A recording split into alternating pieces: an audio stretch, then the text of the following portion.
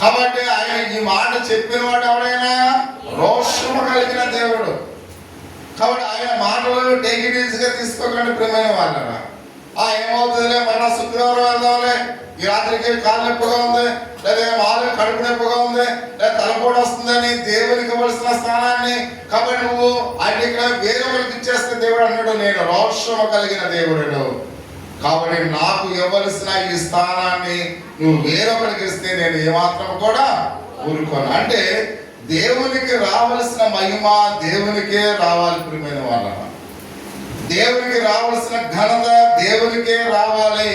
కాబట్టి ఇంకా దేవునికి ఇవ్వాల్సిన ఈ సమయాన్ని అయితేనేమి, దేవునికి ఇవ్వాల్సిన మహిమను అయితేనేమి, దేవునికి ఇవ్వాల్సిన ప్రభావం అయితేనేమి నువ్వు వేరొకరికి ఇస్తే ఆయన ఏమాత్రం కూడా నేను ఊరుకోను, నేను రోషము కలిగిన దేవుణ్ణని ఆయన మాట్లాడుతూ ఉన్నట్టుగా మనం చూస్తూ ఉన్నాం.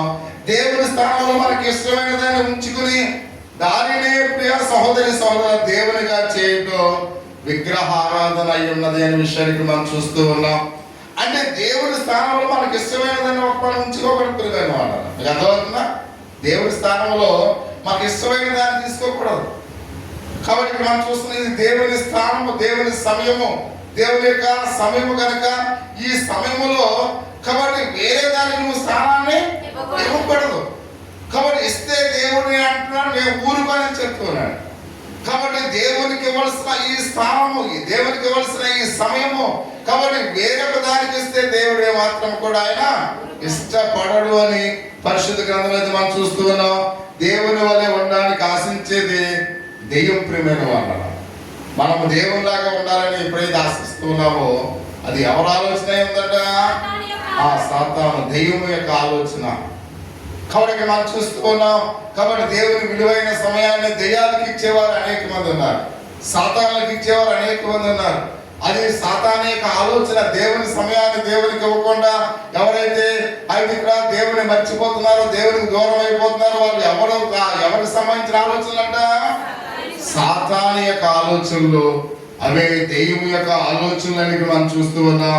కాబట్టి ఇంకా నేను చెప్పేది ఏమి అంటే ఇక్కడ విగ్రహారాధన మనం చూస్తున్న పరిశుద్ధ గ్రంథంలో మొదటి కొరింథీయులకు రాసిన పత్రిక 10వ అధ్యాయము 19-20 వచనాల్లో కొన్ని మాటలు మనం చూస్తూ ఉన్నాం.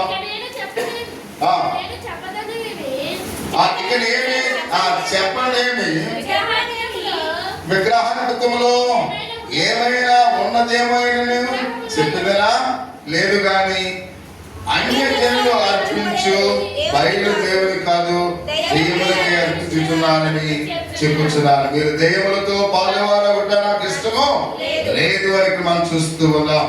కాబట్టి ఈ యొక్క రాత్రికాల సమయంలో మనం దేవుడు ఇక్కడ ఎవరికి ప్రాధాన్యత ఇస్తూ ఉన్నాం, మన దేనికి ప్రాధాన్యత ఇస్తూ ఉన్నాం? అన్యులు అర్పించే యొక్క బలులకు దేవునికి కాదు దెయ్యానికి అర్పిస్తున్నారు ప్రియమైన వాళ్ళు. కాబట్టి ఎవరైతే అన్యులు అర్పించే ఆ అర్పణలు నువ్వు స్వీకరిస్తే అవి దేవునికి కాదు ఎవరికి ఇస్తున్నారు? వాళ్ళు దెయ్యానికి ఇస్తూ ఉన్నారు. అటువంటి వాటిని నువ్వు స్థానము ఇవ్వకు అని చాలా ఆయన బహుసూటిగా చెబుతున్నట్లుగా మనం చూస్తూ ఉన్నాం. రెండవ మాట, ఎఫ్రాయిము అన్యులతో కలిసిపోయినట్లుగా హోషేయ గ్రంథము 7వ అధ్యాయము 8వ వచనంలో ఒక మాట చూస్తూ ఉన్నాం. హోషేయ గ్రంథము 7వ అధ్యాయము ఎఫ్రాయిము ఎవరిని త్రిప్పివేయని అప్పం వంటి వాడే. అంటే ప్రియమైన వాళ్ళ ఎఫ్రాయిము అన్యులతో కలిసిపోయాడు. ఎవరితో కలిసిపోయాడ? అన్యులతో కలిసిపోయాడు. దేవుడు మనను లోకం నుండి వేరు చేసి తన సాక్షులుగా జీవించాలని ఇష్టపడుతూ ఉన్నాడు. అంటే ఒక క్రైస్తవుడు లోకానికి వేరుగా ఉండాలి ప్రియమైన వాళ్ళ. అందుకని లోకములో వాళ్ళతో మనం కలిసిపోకూడదు. ఎలా ఉండాలంట? లోకములో వేరుగా ఉండాలి మనం చూస్తూ ఉన్నాం. కాబట్టి ప్రతి విషయంలో కూడా మనం గమనించినట్లయితే లోకానికి వేరుగా మనము జీవించాలి అని పరిశుద్ధ గ్రంథము చాలా తేటతెల్లగా చెబుతూ ఉన్నట్టుగా మనం చూస్తున్నాం ప్రియమైన వాళ్ళ. అందుకే ఆయన అంటూ ఉన్నాడు, అందుకే అవిశ్వాసులతో మీరు జోడీగా ఉండకూడి అని మనము మనం చూసినట్లయితే 2వ కొరింథీయులకు రాసిన పత్రిక 6వ అధ్యాయము 14వ వచనములో ఈ లోక స్నేహము దేవునితో వైరమని, కాబట్టి ఎవడు కూడా ఈ లోకంతో స్నేహాన్ని చేయకూడదని ఆయన మాట్లాడుతూ ఉన్నాడు. ఎందుకంటే యాకోబు పత్రికలో 4వ అధ్యాయం 4వ వచనంలో చేయగలవాడు దేవునికి శత్రువు అగ్నికి మనం చూస్తూ ఉన్నాం. అంటే ఎవరైతే ఈ లోకంతో స్నేహం చేస్తారో వారు దేవునికి ఎలా ఉన్నారంట? శత్రువులుగా ఉన్నారు. ఎవరైతే అవిశ్వాసులతో స్నేహం చేస్తూ ఉన్నారో వారు దేవునికి శత్రువులుగా ఉన్నారు. ఎవరైతే ఈ లోకంతో స్నేహం చేస్తారో వాళ్ళు దేవునికి శత్రువులుగా ఉన్నారు అనే విషయాన్ని పరిశుద్ధ గ్రంథంలో అయితే మనం చూస్తూ ఉన్నాం. అందుని కనుక ఈ లోకములో ఉన్న వాటికైనను కాబట్టి ప్రేమింపకూడని ఆ మొదటి ఆహ్వాన పత్రిక అయితే 2వ అధ్యాయం 15వ వచనం చెప్తున్నాం. మన పౌలు చెప్పిన మాటలు ఆయన మాట్లాడుతున్నాడు. యవనేచ్ఛలను లోకేచ్ఛలను విడిచి ప్రభువులకు ప్రార్థన చేయాలని నీతిని విశ్వాసమును ప్రేమను సమాధానమును వెంటాడాలని 2వ తిమోతి 2వ అధ్యాయము 22వ వచనం అపోస్తలుడైన పౌలు చెప్తూ ఉన్నాడు. అంటే మనము యవనేచ్ఛలు విడిచిపెట్టాలి. ఈ లోక సంబంధమైన యవనేచ్ఛలు మనం విడిచిపెట్టి ప్రభు యొక్క ప్రార్థనలో నీతిని విశ్వాసమును మనం వెతకవలసిన వారినట్టు మనం చూస్తూ ఉన్నాం. యవనస్తులతో మాట్లాడుతూ ఉన్నాడు. ఈ లోకంలో యవనస్తులతో ఏమంటున్నాడు? కాబట్టి యవనస్తులు సరదాగా తిరిగిదామని ఉంటుంది. సరదాగా టీవీ దగ్గర కూర్చోవాలని వాళ్ళకి ఆశ కలిగి ఉంటారు. సరదాగా ఫోన్ చాటింగ్ చేసుకోవాలని అనుకుంటూ ఉంటారు యవనస్తులు. కానీ ఇక్కడ కూడా యవన బిడ్డలు ఉన్నారు. కాబట్టి వీళ్ళు ఆ లోకాన్ని విడిచి వాళ్ళు దేవునికి విశ్వాసంలో ప్రార్థన చేయాలని వచ్చారు. చాలా మంది యవన బిడ్డలు చాలా మంది రాలేదు. కాబట్టి వాళ్ళు దేనిని ఆశిస్తూ ఉన్నారు? ఒక టీవీనో సెల్ ఫోనో లేదా చాటింగో లేకపోతే ఫోన్లు చేయడమో లేకపోతే వేరే వాటి వరకు వాళ్ళు ఆలోచిస్తూ ఉన్నారు. అంటే వారి యొక్క ఈ లోకం గురించి వాళ్ళు ఆలోచన చేస్తూ ఉన్నారు. కాబట్టి అందుకనే ఈ లోకాన్ని ఎవరైతే స్నేహిస్తూ ఉన్నారో అవిశ్వాసంతో ఎవరైతే స్నేహాన్ని కలిగి ఉన్నారో వారు నాకు శత్రువులని మాట్లాడుతారు. అంటే మీరు యవనేచ్ఛలను విడిచిపెట్టి ప్రార్థనలో ఉండండి, విశ్వాసంలో ఉండండి, ప్రేమ గురించి ఆలోచించండి. దేవుడు అది ఏ విధంగా మనం ప్రేమిస్తూ ఉన్నాడో ఆ ప్రేమ కొరకు మీరు ఆలోచన చేయండి. ఈ లోకం గురించో టీవీల గురించో యవనేచ్ఛల గురించో ఈ లోక సంబంధమైన వాటి వరకు మీ మనసును మీరు ఆ యొక్క లోకం వైపు చూడకండి అని అపోస్తలుడైన పౌలు చాలా స్పష్టంగా చెప్పినట్టుగా మనం చూస్తున్నాం. విశ్వాసమును ప్రేమను సమాధానమును మనం ఏం చేయాలంటే వెంటాడాలి. అర్థమవుతుందా? వాటి వరకు మనం వెంటాడాలి, పరుగులు ఎత్తాలి. విశ్వాసం ఎక్కడ దొరుకుతుంది? దేవుని మందిరంలో ఉంటుంది. సమాధానం ఎక్కడ ఉంటుంది? దేవుని మందిరంలో ఉంటుంది. అని దేవుని మందిరానికి మనం పరిగెత్తుకుంటూ రావాలి. అంతేగాని కుటుంబాల దగ్గరే టీవీల దగ్గర అక్కడ సెటిల్ అయిపోకూడదు ప్రేమైన వాళ్ళు. కాబట్టి ప్రతి విషయంలో కూడా ప్రతి ఒక్కరూ కూడా ప్రేమ సమాధానం విశ్వాసం అని మనం ఏం చేయాలంటే వెంటాడాలి. కానీ ఇక్కడ మనం చూస్తున్న ప్రియమైన వాళ్ళు ఎఫ్రాయిము ఆ విధంగా ఉన్నాడంట లేడు అనే విషయాన్ని 2వ మాటలో మనం చూస్తూ ఉన్నాం. 3వ మాట మనం చూసినట్లయితే హోషేయ గ్రంథము 7వ అధ్యాయము 8వ వచనం మరొకసారి మనం చూద్దాం.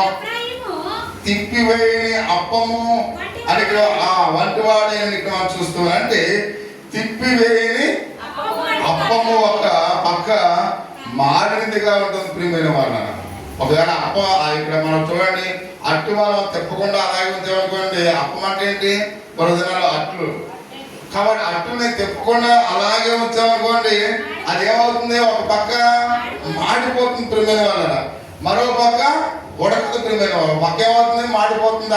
అట్టేసిన తర్వాత అలాగే ఉంచామనుకోండి ఏమవుతుంది? ఒక పక్క ఏమో మాడిపోతుంది, ఓ పక్క ఏమో అమ్మా అట్లేస్తారా మీరు? సమాధానం చెప్పండి. అంటే అసలు ఒకసారి అన్నపూర్ణం అక్కడ పెట్టేసి మర్చిపోయి వెళ్ళిపోతుంది. ఆ మర్చిపోయి వెళ్ళిపోతే ఆ పక్క అంతనేమో మాడిపోతే ఓ పక్క పడుతుంది. అంటే మనం ఎప్పుడైతే ఇక్కడ ఎఫ్రాయిము ఎలా ఉన్నాడంట? ఎవరనో తిప్పివేయని అప్పం వంటి వాడా ఏమని మనం చూస్తూ ఉన్నాం. అంటే ఎఫ్రాయిము ఎలా ఉన్నాడంట? ఎవడో తిప్పివేయని అట్టువలే ఉన్నాడు. మీకు అర్థమవుతుందా? అట్టువలే ఉన్నాడు. ఒకవేళ మనం కూడా అలాగే ఉన్నామో ఒకసారి పరీక్షించుకుందాం. ఎవరు తిప్పివేయలేని అడ్డువలే ఉన్నామో మనం ఒకసారి ఆలోచించేయండి. ఎందుకంటే ఆయన మాట్లాడుకున్నాడు, ఎందుకు పనికి రానిదిగా ఉంటుంది ప్రియమైన వాళ్ళగా. ఆ అట్టు ఎవడైనా తింటాడా? ఒక పక్కే మాడిపోయింది, ఉడకలేదు. అటువంటి అట్టు మనకి వేసారనుకోండి, మనం ఏం తింటామా? తినం ప్రియమైన వాళ్ళ. అంటే అది ఎవరికి కూడా పనికి రానిదిగా ఉంది అని పరిశుద్ధ గ్రంథంలో అయితే అక్కడ ద్వంద్వ స్వభావం అంటే దేవ మనస్కులు కలిగిన మా మనుషులు ఎవరికి పనికిరారు ప్రియమైన వాళ్ళరా? మీకు అర్థమవుతుందా? దేవ మనస్కులు కలిగిన ఆ మనసు కలిగిన మనుషులు ఎక్కడైతే ఉన్నారో చూడండి, నీ దగ్గరేమో నీ మాట మాట్లాడుతుంటారు, వెనక్కి తిరిగేమో వేరే మాట్లాడుతున్నారు. అంటే వారి మనస్సు ఎలా ఉంది? దేవ మనస్కులుగా ఉన్నారు. అర్థమవుతుందా? అంటే దొంగ వైఖరి అంటారు. అంటే దొంగ వైఖరితో ఉన్న మనస్తత్వాలు కలిగిన వారితో చాలా డేంజరస్ ప్రియమైన వాళ్ళు. అటువంటి చాలా చాలా ప్రమాదకరమైన వారు. అంటే మనం నిర్మోహమాటంగా మాట్లాడాలి, ఉన్నది ఉన్నట్లుగా మాట్లాడాలి. నీ దగ్గర నీ మాట, వేరే వాళ్ళ దగ్గర వేరే ఒక మాట.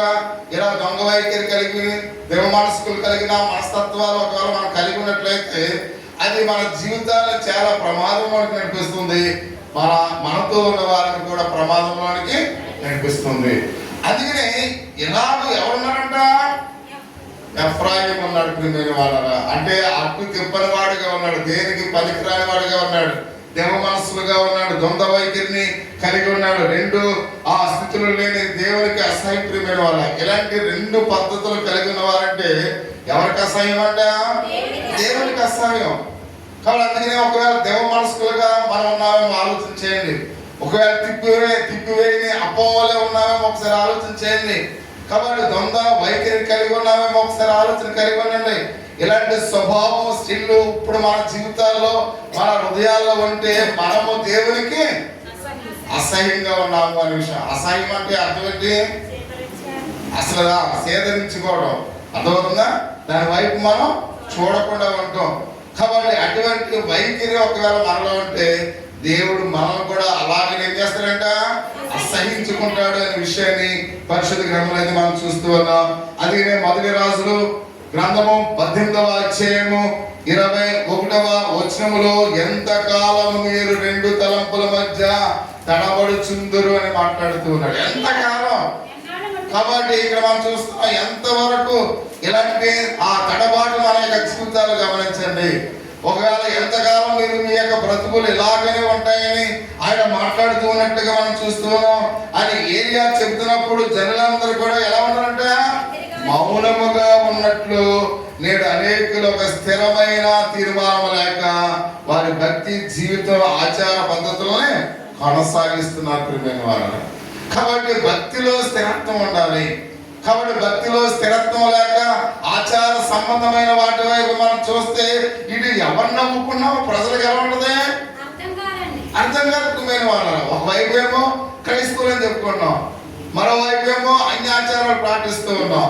కాబట్టి అటు అడ్డు వచ్చినప్పుడు ఇటు ఏమో ఆ మాలుగా మా క్రైస్తవ విశ్వాసం ఉన్నప్పుడు మనం ఎవరి వైపు అనేది కన్ఫ్యూజ్ గా ఉంటుంది ప్రియమైన వాళ్ళ. ఎందుకని అటు మాలుగా ఇటువైపు తిరిగితేనేమో ఏమన్నాం? హల్లెలూయా అన్నాం. ఇటువైపు తిరిగితేనేమో వేరొకటి అంటున్నాం. అంటే అసలు ఎటువైపు మనకి అర్థం కాదు. అందుకనే అపోస్తలుడైన పౌలు ఏమన్నాడు?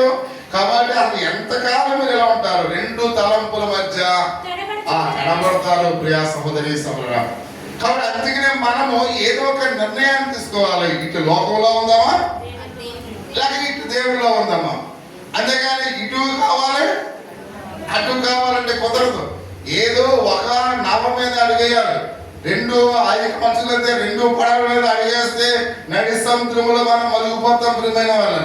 కానీ అందుకనే ఉంటే క్రైస్తత్వంలో ఉండు లేక లోకంలో ఉండు. అదే లోకంలో నాకు లోకం కావాలి యేసయ్య కావాలంటే కుదరదు అని చాలా ఖండితంగా అది ఇక్కడ అపోస్తలుడైన పౌలు సెలవిస్తున్నట్లుగా మనం చూస్తూ ఉన్నాం. అందుకనే ఒక స్థిరమైన తీర్మానం తీసుకోవాలి రాత్రి. కాబట్టి నేను ఎలా ఉండాలి, నా కుటుంబం ఎలా ఉండాలి, నా ఆలోచన ఎలా ఉండాలి. నీ మనసు ఒక స్థిరత్వం లేని ఇక్కడ స్థిరం లేనివాడు అంటే దాని అర్థం ఏంటి? నిరకడ లేనివాడు. స్థిరత్వాన్ని మనం లేని వారిగా ఉండకూడదని మనం చూస్తూ ఉన్నాం. యెషయా గ్రంథము 29వ అధ్యాయము 13వ వచనములో ఒక మాట చాలా తేడాగా రాయిపోయినట్టుగా మనం చూస్తున్నాం. యెషయా గ్రంథము 29వ అధ్యాయము 13వ వచనాన్ని ఒకసారి చూద్దాం. ప్రభువు ఇలాగ సెలవిచ్చినాడు.